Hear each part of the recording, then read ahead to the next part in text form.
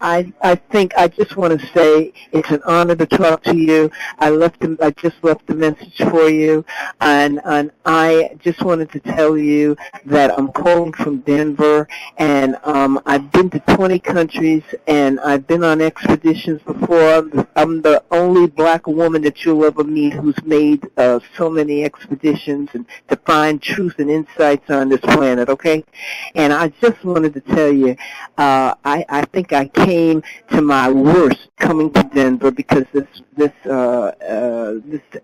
agent has followed me in here and has made life hell for me here to the point where I can get a new pair of sneakers and the next day they're cut up and torn up. Okay, so the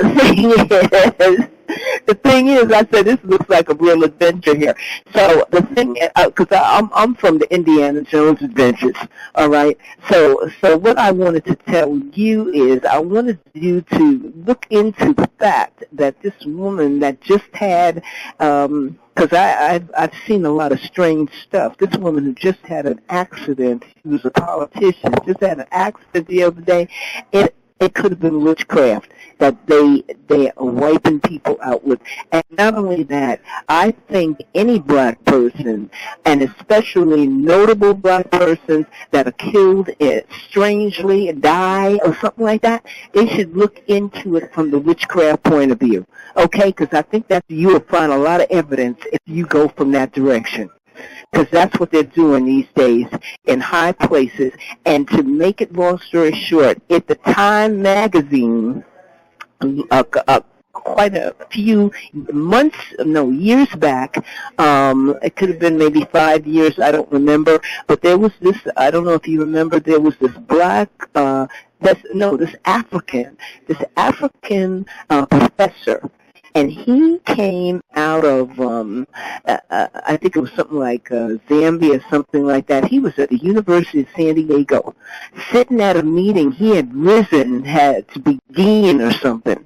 And he was at a meeting, and he figured out, I don't know how he could have done it. We should get him you should get him online or on that telephone. How do you figure out when somebody's really doing witchcraft on you at a meeting? But he did, and he got pissed off at that meeting, and it was such a uproar that guy at the University of San Diego had to run out of town. And he was an official or dean too, and he was at that meeting.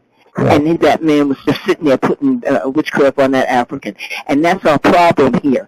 African Americans don't know when they're running into voodoo and witchcraft, and that they get hit by it. You can think of any example of that where two guys start, they're good friends, African American males, they're good friends, and all of a sudden they get mad and one shoots each other.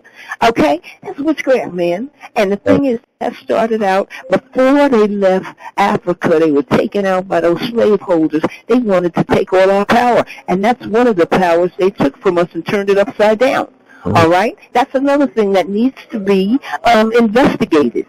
And another thing that needs to be investigated is the fact that this man who was a dean, we are always, as African Americans, saying, how come these Africans are so smart? Because they see witchcraft when they see it.